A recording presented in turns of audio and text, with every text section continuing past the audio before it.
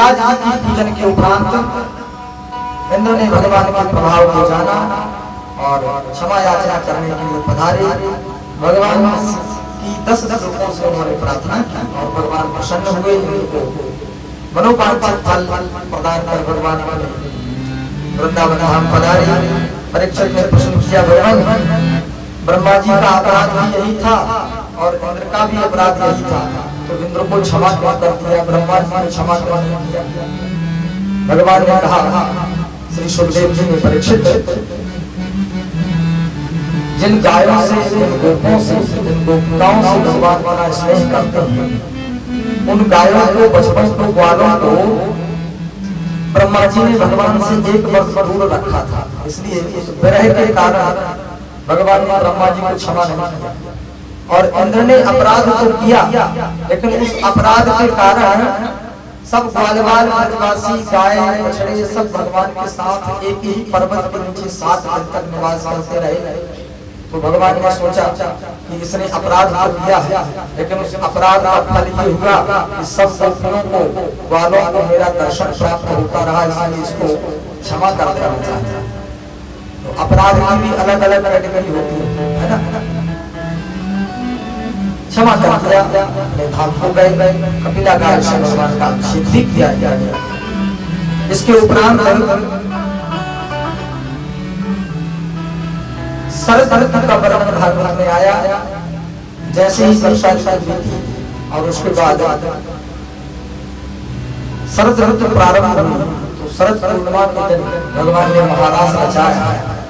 इसलिए उससे पूर्व गोपियां भगवती कात्यायनी की पूजन करते हैं। छोटी छोटी गोपियाओं ने व्रत किया है और भगवती श्री कात्यायनी जी का पूजन कर रहे हैं।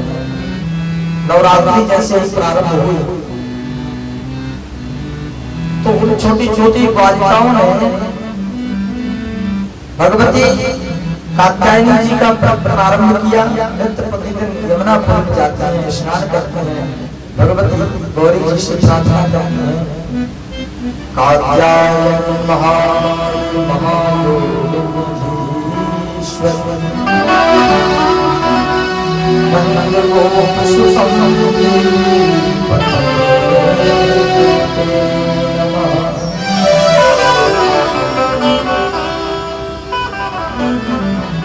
हाथ हाथ में सब प्रार्थना करते हैं, हे भगवती, हे कात्यायनी महामाया, हे भगवान शिव की प्रियसी, हे भगवान केदारनाथ की मां, हमारे भक्ति व्रत और श्रद्धा से प्रसन्न होकर के हमको आप वरदान देते हैं। कौन सा?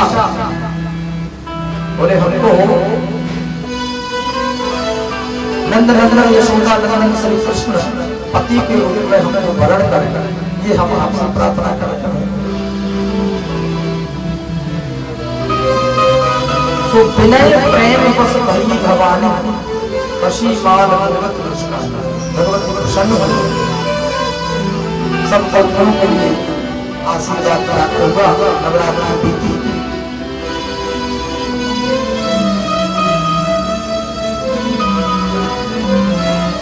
नित्य प्रतिदिन गोपियां यमुना पुर जाती हैं, वहां से लौटकर के चिंतन करती हुई आती हैं कि रास्ते में यदि कन्हैया मिल जाए तो हमारे इन अभागी नेत्रों से हम उनके दर्शन प्राप्त कर रहे हैं। मानो नेत्रों की कठपुतली भगवान के दर्शन की इतनी प्यासी है कि उनकी वो प्यास बुझने का नाम नहीं लेते। भगवान को अंतर्यामी है, सबसे मनोभाव को जानते हैं। भगवान गाय चराने के लिए जाते हैं तो वन में बैठ करके बैलों बंशी का वादन करते हैं।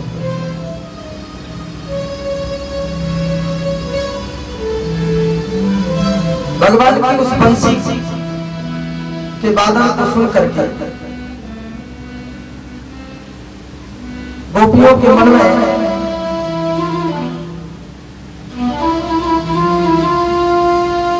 एक भाव आता है,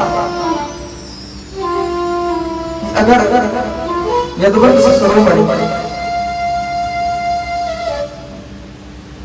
इस वन में एक नजर भी हमको मिल जाए, एक भी दृष्टि से यदि हम भगवान के दर्शन कर सकें तो हमारा जन्म जन्मांतर का पाप इसी जन्म में उतर जाएगा और हम यदुवंश शिरोमणि के दासानुदास बन करके अपना जीवन व्यतीत करते हैं। भगवान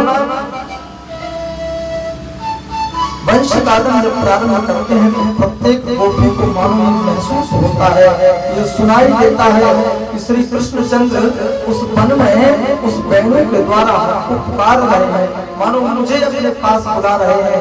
प्रत्येक गोपी भगवान से मिलने के लिए आतुर बैठे हुए हैं।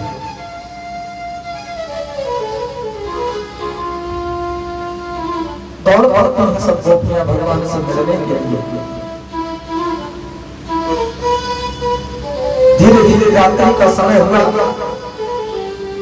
सुंदर चांदनी छटकी हुई है, चारों तरफ तारे टिमटिमा रहे हैं, उस वन की इतनी सुंदर शोभा है। प्रत्येक वृक्ष के ऊपर हरे हरे सुंदर पत्ते लगे हुए हैं, फूल महक रहे हैं। एक एक करके गोपियां भगवान में शरणागत होती चली जाती हैं।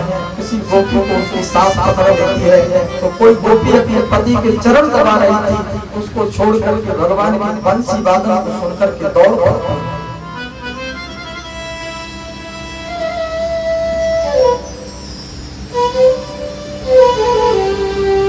एक गोपी को उसके पति ने पकड़ करके एक कक्ष में बंद कर दिया, बहुत सा दरवाजा बंद कर दिया। तो भगवान की याद में रोते रोते अपने प्राणों का परित्याग कर दिया। जो जिस देह से मैं अपने भगवान से न मिल सकूं, जिस देह से मैं अपने ठाकुर से न मिल सकूं, उस देह का रहना भी मेरे लिए गवारा नहीं। और जाते जाते शरीर से प्राणों को निकालने से पूर्व उसने अपने दोनों नेत्रों से एक टक भगवान के दर्शन किए और मानो अनुराग से प्रार्थना करती है कि हे कौवा, जब तुम मेरे शरीर को नोच नोच कर खाओगे तो मेरे दोनों नेत्रों को केवल छोड़ देना, क्योंकि इन एक टक नेत्रों से मैं अपने गोविंद के दर्शन करना चाहता हूँ। कागा शब्दन खाइयो चुन चुन खाइयो मांस, दो नैना मत खाइयो मुझ श्याम की आस।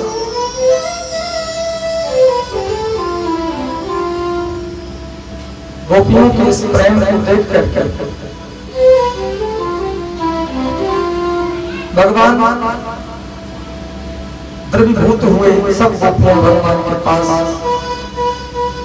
उस वन में पहुंची।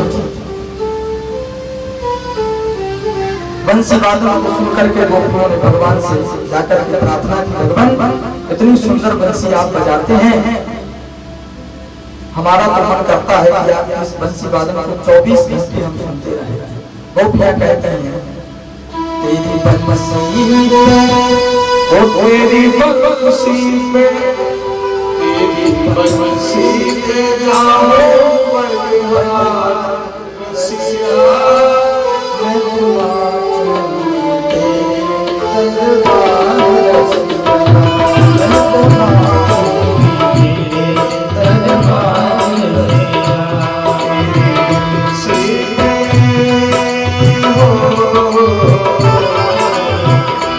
तेरी बंसी पे जाओ बलिहार रसिया,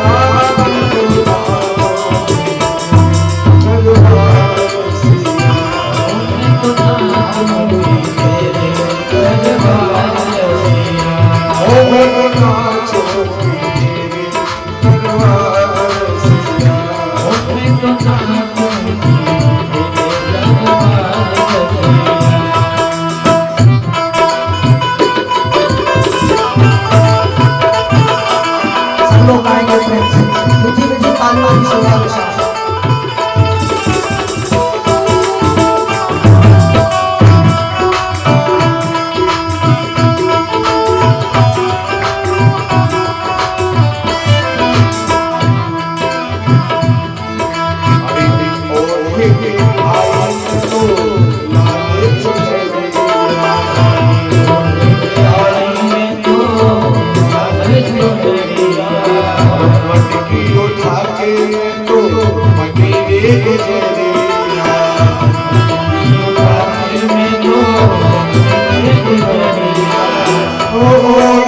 उठा के